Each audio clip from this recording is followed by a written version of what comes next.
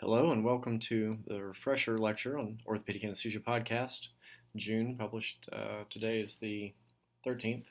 Sorry for releasing on the day that it's due, but it's time for story time with Uncle Shelley.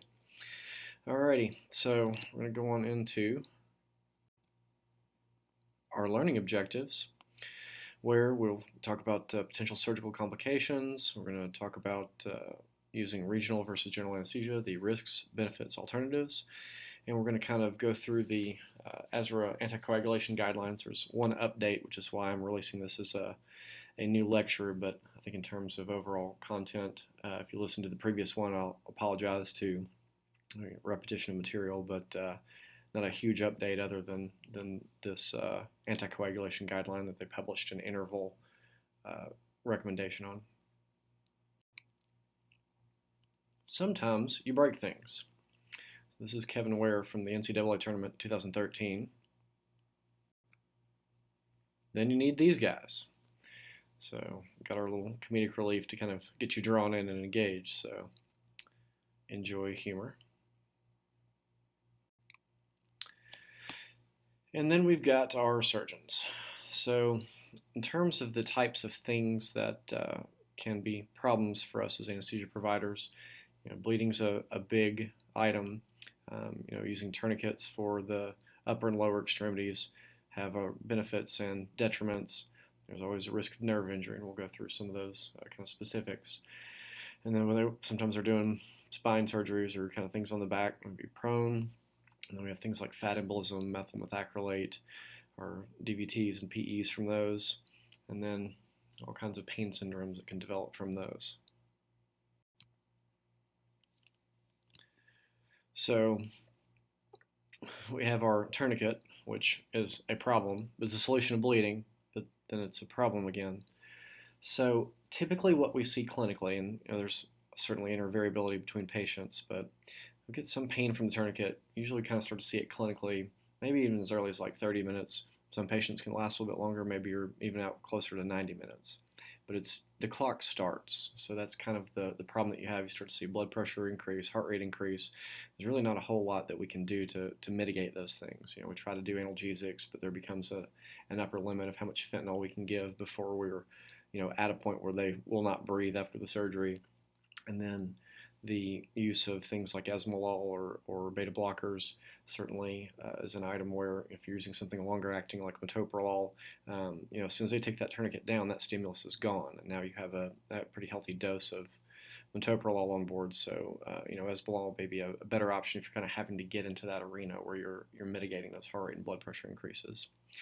So this third point, so overlap of cuff should be 180 degrees from the neurovascular bundle. Okay, so for example, if it's on the humerus, so the neurovascular bundle will be kind of the anterior medial aspect, kind of where the axillary artery would be.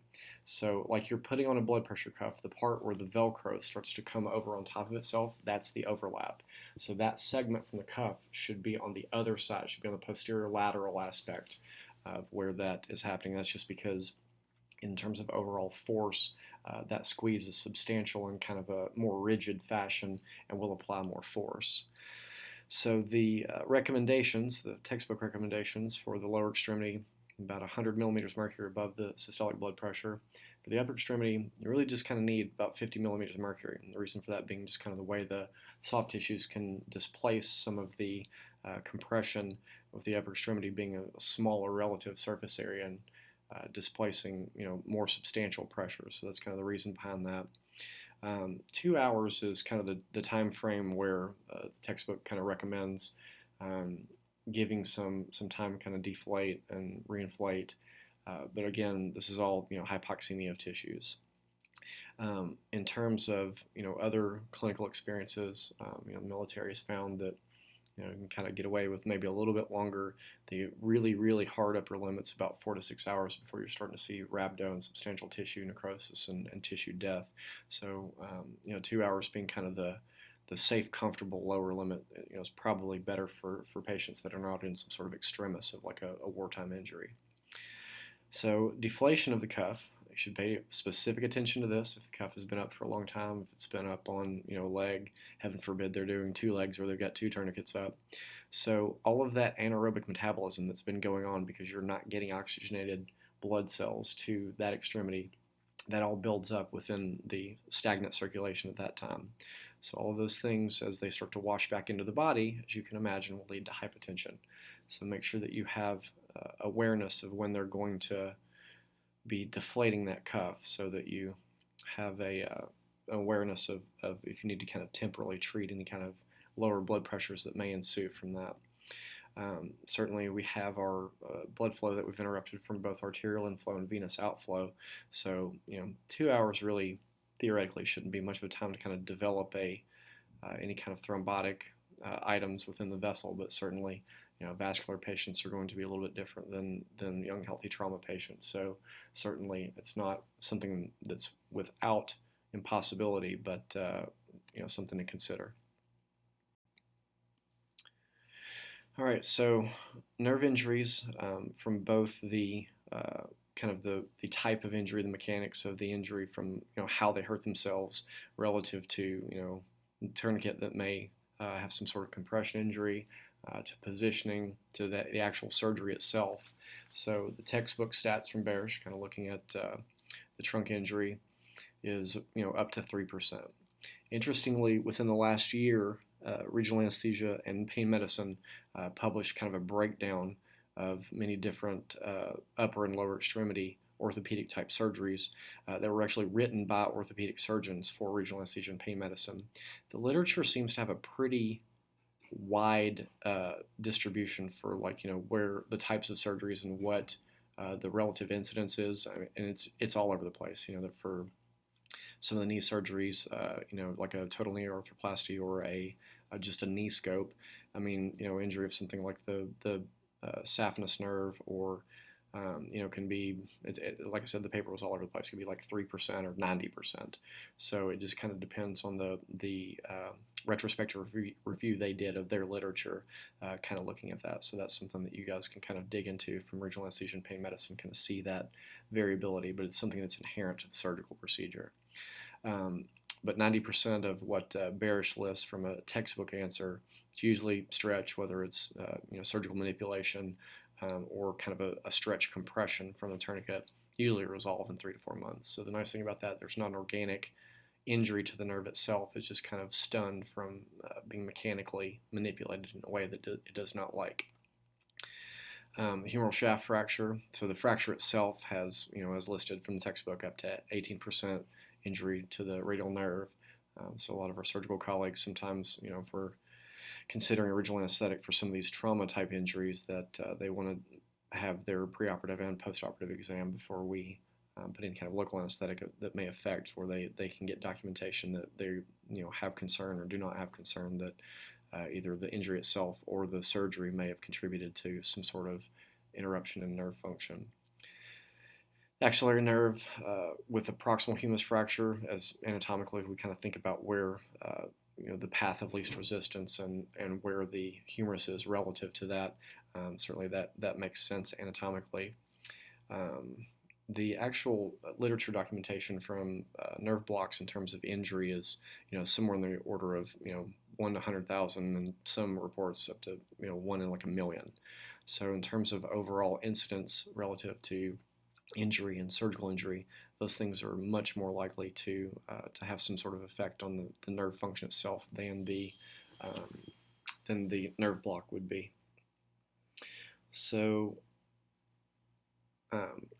in terms of appropriate medical documentation for us, it behooves us to have a good documentation of any kind of injury deficits or things that they may have present before we do a nerve block, or even before we do an anesthetic.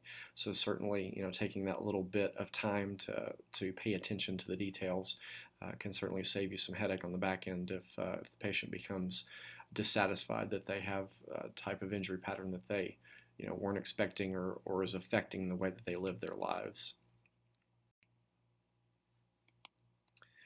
So as we are sitting in the beach chair, so kind of moving along on our positioning type concerns, certainly we are very concerned about cerebral perfusion, as the circle of Willis is above the the where the heart is pumping. So relative pressures that the brain is seeing from a beach chair position is less uh, than what would be, if they were laying prone or supine. But for prone positioning, certainly we always kind of indicate on our records that we make sure that we have eyes checked regularly. So, usually, at least on my record, I would have some sort of indicator that I check the eyes for the prone position.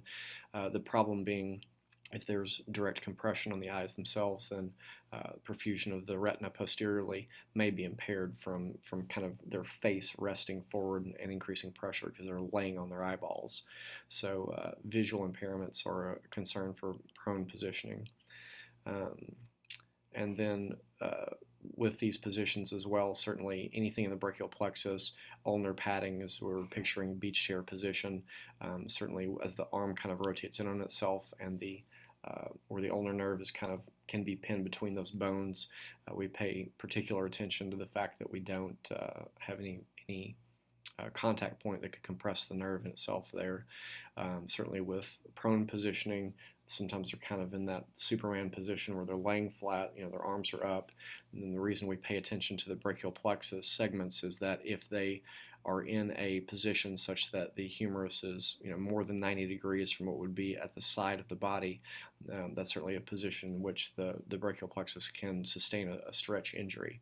And certainly as we're padding those as well, we want to make sure we don't have any compression within the axilla or kind of the deltoid upper anterior arm, as those kind of things can also contribute to injury from just kind of pushing on it for prolonged periods of time. In the prone position, certainly the face and everything that's kind of down can get a substantial amount of kind of third space tissue, edema and swelling. So if the patient's been in a prone position or has been kind of head down for a while, certainly those interstitial fluids can kind of settle in those areas. So as we're nearing extubation, depending on the duration of the surgery, that's something to consider for maybe airway compromise or a substantial amount of edema that might be around the trachea. So when that tube comes out, now you have a patent airway and then you do not have a patent airway. So attention can be paid to that. When we're moving around for these patients, we're always at risk of losing the airway, of having lines pull out, all sorts of those things. So make sure when you're moving around, your head's always on a swivel. I've always got my hand on the endotracheal tube to make sure that wherever that tube goes, my hand is going to go. So if something's about to take my hand off, I'm aware of that before I lose my endotracheal tube. And same thing with the lines. I kind of collect it all in one fell swoop. And I think that's a pitfall that a lot of people get into just by not paying particular attention to that risk.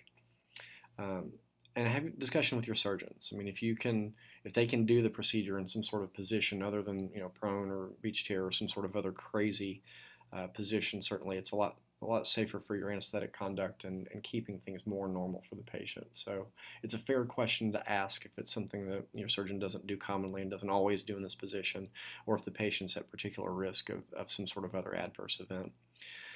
So again, we talked about the beach chair, the risk of stroke. There's been kind of some interesting literature in that avenue where patients that may have susceptibility for hypertension at baseline, may require more pressures to kind of sustain that circle of Willis cerebral perfusion. So I think there's some discrepancy in the literature as to what the lowest acceptable number is. From my standpoint, I think it's mostly relative to what the pressure that your patient sees. So I'm more inclined for a baseline hypertensive patient to kind of keep those pressures up relative to an otherwise normal, healthy young person that can, lives at and sustains lower pressures. So, uncommonly things, venous air embolism, there have been documented case reports from actually like the big spine cases. So prone, like the scoliosis correction, they've gotten into venous plexus segments that have aspirated air. Certainly if it's some sort of anatomic consideration, you could even go so far as to put on a precordial Doppler, and even put in a TE probe if that's something that that comes into consideration. And like I said, the book recommendation is to keep their blood pressure no less than 20 to 30% of baseline for mean arterial pressure. So one of the things that commonly will pop up on your tests and board exams are fat embolism from reaming of the femur and insertion of methyl methacrylate is the cement for hip and knee arthroplasties and even shoulders. So basically the type of physiology that we see and what becomes concerning for us as the anesthesia providers are obstructive physiology. So it looks like an embolism, a pulmonary embolism, where you see manifestations of right heart failure. The left heart isn't getting flow because everything's kind of clogged up as it goes through the pulmonary circulation. So really you have a lot of a problem kind of as they're reaming and manipulating and moving all of these bones around to reduce them with methyl methacrylate, nitrous in this particular setting. If they're getting some embolic phenomenon, is there may be some gas that's also introduced with that. The presence of nitrous oxide may worsen that problem to a certain degree. Now, certainly it's not. Hopefully not a tremendous amount of of air volume or things that would be expansive with the nitrous, but certainly it's a variable that can make a bad situation not better. So in looking at the criteria of diagnosing fat embolism and embolic phenomena from methyl methacrylate, so with fat embolism you get petechiae, hypoxia, so certainly if you have an arterial blood gas monitor and you're measuring your arterial oxygen saturation, and then when your FiO2 is low as well. So those are your major diagnosing criteria. So the minor things like tachycardia, the temperature goes up, you're able to assess retinal fat emboli. That entertains me because I think probably one of the last things we're going to do is probably a retinal exam, but if you have an ophthalmologist kind of bopping by. Urinary fat globules is kind of a later item. Certainly that's not going to be something that's going to manifest early. Platelets will go down in this particular setting just because of the coagulation being disrupted. The erythrocyte sedimentation rate is going to go up, but that goes up when you stub your toe or the wind's blowing in the wrong direction. So I wouldn't necessarily include that as a specific indicator. If they're coughing up something that looks like some fat from their sputum, that looks like a problem. So the textbook answer is that we get 1 major and 4 minor items for true diagnosis of fat embolism. Interestingly enough, from the textbook, it can manifest up to 40 hours post-op with or without disseminated intravascular coagulation. The question becomes, would steroids be appropriate in that therapy? And I don't think there's a definitive, evidence-based answer to that question. Something to consider, but may or may not be beneficial to the patient. The interesting thing from the methyl methacrylate, heat from the exothermic reaction that results from that can actually get hot enough to lyse red blood cells and the marrow. So if some of that's translocated into the circulation, it may sacrifice some red blood cells with it. So that's a fun little nugget from Uncle Shelley. So as we're looking at our DVT and PE risks, so we've got Virchows triad. How at risk is this patient of having disrupted endothelium and kind of stagnation of flow and a hypercoagulable state? Hip fractures are tremendously high risk. This is like the textbook big red flashing neon sign. These patients kind of are almost assume that they've got a DVT PE until proven otherwise. So very high risk for that particular patient population.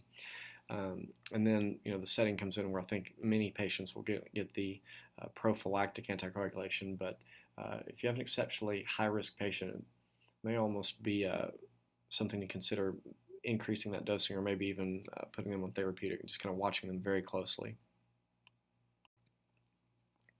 All right, so talking about some of the pain syndromes that can develop from our orthopedic surgeries. So we are looking at sympathetic activation, so pain that is affecting the body acutely certainly makes heart rate go up, blood pressure go up. Our patients that are at risk of myocardial ischemia certainly can put them in a bad place. So we want to be reasonably aggressive with that patient population to kind of keep them out of getting into trouble with hurting really bad and getting really tachycardic and starting demand ischemia. So those things are considerations for those patients. There are some patients that are susceptible to having PTSD type events where they come into the hospital and they had tremendous pain from their last surgery, and just the anxiety of being back in that setting, kind of sets them off. I mean, it's a behavioral component that sometimes we don't necessarily give credit for, but that, there are some patients that affects them very much. When the big sympathetic outflow kind of happens, to a certain degree, with all of that circulating catecholamine surge, epinephrine, norepinephrine, it's not really helping perfusion in terms of the way our immune system functions normally. So there's a component to it as well where, certain maybe like vascular patients may even be more compromised for risk of wound infection. Amputations among the literature, interestingly, traumatic amputations tend to benefit very well from reduction in phantom limb pain, in the acute setting. Some of the longer-term looks, there have been papers published that indicate that there may be some longer-term benefit, and then a couple papers that call that to question. I don't know the answer to that. I think it seems reasonable to use that, especially for traumatic amputations. The vascular literature actually is interesting because there doesn't seem to be a whole lot of a tremendous impact for long term. In acute term for phantom limb pain manifestation, there is some benefit in terms of long term incidence of phantom limb pain. The vascular population seems to not quite have as much of a direct benefit, which I found interesting in the vascular literature. Incidence of CRPS, certainly there's type 1 and type 2. That's kind of more of your chronic pain lecture, but certainly these acute pain generators can be triggers for the complex regional pain syndrome. And then opiate-induced hyperalgesia. We're really getting into more of a pain is not quite so much the fifth vital sign, and kind of a transition of belief in that front. So certainly any kind of opiate-sparing techniques is something that we can use to impact our effect on how our opiate consumption epidemic has manifested. So this is like asking, the fat kid in the candy store if he wants to eat something. Yeah, we're going to do some regional here. So I give my disclaimer that I'm obviously very biased. And then our general anesthetic pros are that, we've got control of the case. We've got the airway controlled. We can resuscitate the patient. We limit their ability to move. If patients are going to have a longer case, certainly they're not going to tolerate laying flat or in whatever crazy position for long periods of time. So if they're going to be in kind of a lateral decubitus position or even prone, then certainly general anesthetic may be a good choice for sustaining their tolerance of that case. However, with your regional anesthetics, if you have somebody with a tenuous airway, it's distinctly a better choice for safety of the patient. If you don't have to get into that situation, if you can stay away from that risk, you have a distinct benefit. And then, you have a patient that's awake, you can assess the patient during the surgery. How do you feel? Do you feel dizzy? If they're starting to get decreased mentation, maybe blood loss has been, clinically concerning. So a patient they can talk to is a tremendous monitor. It's better than blood pressure and pulse ox and EKG and all of those things where we're measuring objective things. But if they're talking to us, we know that they're perfusing their brain and that there aren't other symptoms that are manifesting because they can tell us. We're not giving an induction dose of propofol or something else that's going to make the blood pressure come down, so that's an advantage.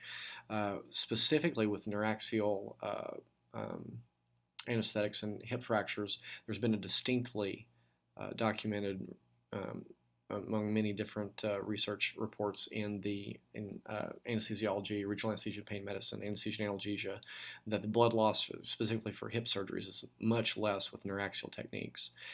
Patients require less opiates. That's good. You've got somebody with pulmonary hypertension that's not going to tolerate, a big increase in their PCO2. You have to give them less, fentanyl, morphine, Dilaudid, things that are going to depress their respiratory function, drive those things up, distinct advantage.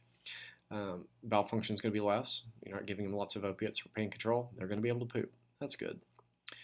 And our DVT risk is also reduced as we're kind of reducing some of that sympathetic tone, and then we're not creating kind of the Virchows triad in that particular situation.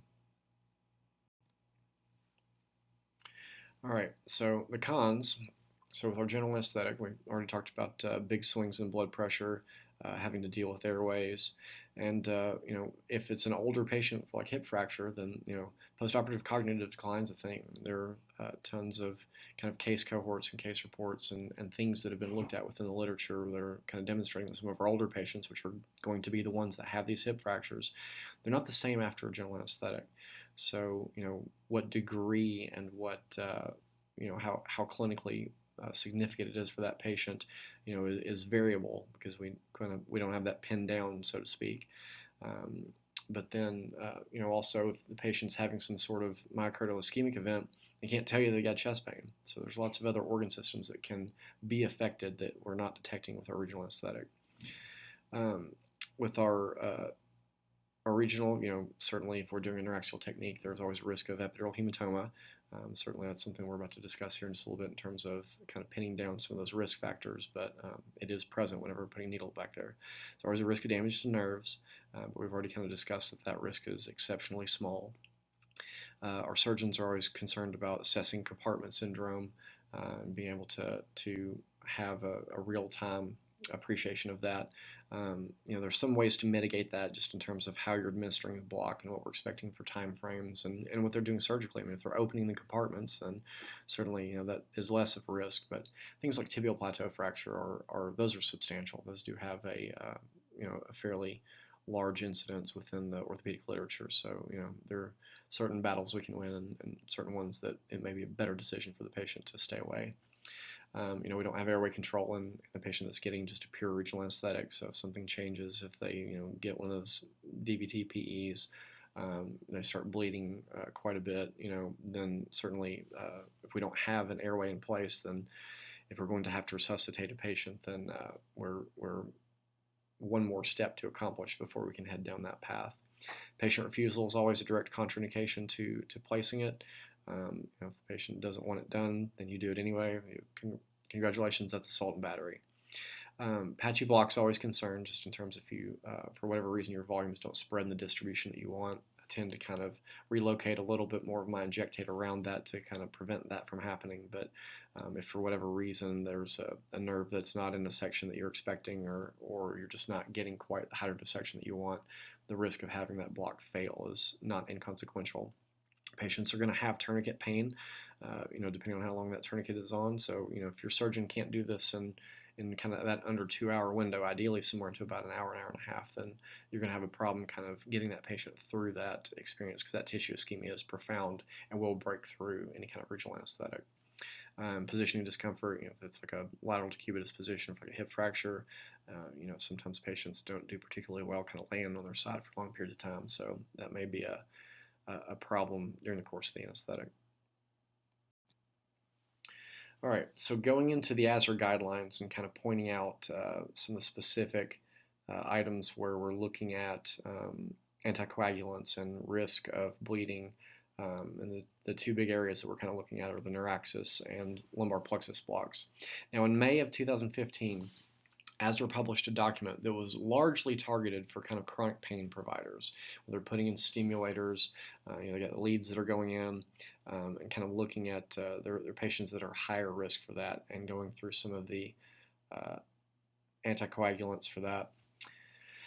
And so in this particular setting, it's a little bit variable because the items that they're using are typically bigger needles than if we're doing like obstetrical anesthesia and epidurals for thoracic and abdominal surgeries, where typically the needle's not quite as big, the catheter systems aren't quite as big. So these particular guidelines that came out for chronic pain are a little bit more conservative than what we had seen from the 2010 guidelines. So, but we'll kind of go through some of those things. So this was an item that was published kind of in after the 2015 guidelines had come out, because a lot of these newer anticoagulants really we didn't have enough kind of clinical experience with them over enough time to really have a best idea of what would be safe for the patients. So these particular updates, for those of you that use the Azor anticoagulation guidelines, the little app that you have to pay for in the App Store, these tend to mirror that. So interestingly, I've got a slide that'll be up here in a minute that the time after the 6-hour time frame was actually a reduction because the initial just kind of statement that had come out actually had longer recommendations. So this is kind of the current posted one. The last slide I'll finish with has the previous kind of ad hoc recommendations. So this is kind of the item to use, and the last one is just for historical perspective. You'll see that the time frames differ. This is the item to pay attention to with these agents.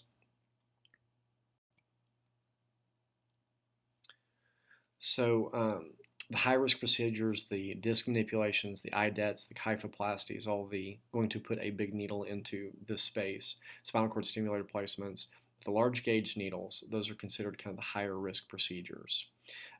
Your intermediate risk are regular epidurals that we do, and then the nerve blocks are considered very low risk. There haven't been any issued guidelines for the peripheral nerve blocks other than lumbar plexus blocks because the risk of bleeding into the retroperitoneal space is the concern with that. So in terms of the recommendations, I kind of point you towards the Azor apps recommendation because there's just a big table that's in there that answers all those questions that you have. So aspirin, basically for the high-risk procedures, meaning that those are the IDETs and the kyphoplasties and the big needle procedures, to hold the aspirin 6 days to the procedure. Okay. For the intermediate risk, so it's kind of the assess risk benefits alternatives. The previous and kind of the standing recommendation is that for aspirin, typically it's not considered a hot item. So, the standing recommendation is for conventional epidural placement. Aspirin is not a contraindication unless the patient has some sort of other coagulopathy, bleeding diathesis, other things that would be red flags that would steer you away from that. For NSAIDs, for the 2015 guidelines, the high risk, our big procedures again, so 5 half-lives is kind of the standard of what the recommendation falls within, meaning that the majority of the drug is gone. So diclofenac would be 1 day, Toradol would be a day, Motrin would be 1 day, Totalac 2 days, and you can read the rest of these. That's kind of the way that the list falls out. Now, at the end of this, it always, kind of the recommendation was restart 24 hours. I would venture a guess that revised update that I had previously would hold a recommendation that you probably restart it in 6 to 8 hours. But this was what was published in the original document. For the phosphodiesterase inhibitors, what you see there, and again, those are largely for the big risk procedures. All right, now this is the slide that is what the original recommendations were. So you'll notice that from these, again, they're similar agents to the previous interval table that I showed earlier. This was kind of the initial recommendations, and I think they adjusted those relative to experience. And I didn't see that there were any direct lab bench research items that substantiated or refuted. It looked like the majority of that the standing recommendation was kind of an experience / expert opinion. So, but you'll notice that on these items it says restart 24 hours. They kind of modified that down to that 6-hour recommendation from the previous slide. So this is more of kind of a historic nugget to kind of show you what the initial recommendations were, and the other table is the standing recommendation. Interestingly enough, they had recommendations with the selective serotonin reuptake inhibitors and anticoagulants. So that would be something that I would have to look up to kind of see that nugget of where they're depicting that interaction, because that's kind of an interesting thing that I didn't really see a direct reference for where that recommendation came from. So there's always fun things to learn. These are the references that were used for this slideshow. And I think one other little nugget that I picked out of the Bearish chapter, probably something that would fit better into a neuroanesthesia lecture, but for the big spine surgeries, they made a distinct point to kind of show that the vital capacity can be reduced up to 40%, and normal function may take up to a week and a half to really kind of come back from the big spine surgeries. So I found that interesting within the chapter itself to kind of point out that whether it's due to pain or just the mechanics of where the surgery was, that that is a big consideration. So if you have somebody that's already at risk for pulmonary compromise, certainly, somebody that may end up having to stay on the ventilator a little bit longer until some of those post-surgical inflammatory changes and, better pain control kind of manifest. So that was a fun little item that I picked up. All right, this concludes story time with Uncle Shelley. Any questions can be directed to Shelley, Shelley, .Ferrell, Ferrell, at uky.edu. Hope this has been educational and informative. Thanks.